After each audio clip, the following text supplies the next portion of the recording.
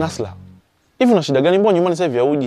Hivi wewe, eti nyumbani sasa hivi huji? Wewe hujui shida yako? Mama. Pesa unipi. Huduma mimi kama mwanamke hutoi. Bado naandaa siku niende kwa mpenzi wangu nikaenjoy naye siku nzima. Ukipanda tu kitandani, dakika moja tu umeshuka.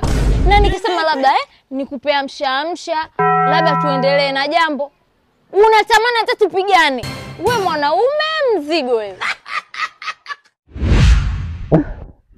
Wanangu mimi dakika 5 usitoboi kabisa. Kaka, dakika 5? Mzee, sio mwanaume mfano mwanaume. Mimi mzee nikikaa juu ya kiuno, yani bila magoli matatu sijashuka juu ya kiuno. Na hayo magoli matatu yanategemea masaa 3 mpaka 2. Hayo 2 yani kwamba mwenzangu, bwana mimi nimechoka, ndo napoa. Sasa mwanangu dakika 5. Piga tizi, tatizo na kaka kizembe. Aizee. Shida gani huyu? Mama.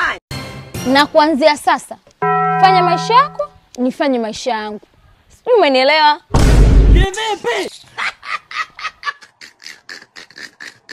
Kivumbi leo. Darasa juzi. Oya usiongee chochote kile, nitakupiga bonge la gumi la Koromelo. We, acha, usikaribie mudi. Wazungu wanakuambia I love we. This is which my problem, you know. You know?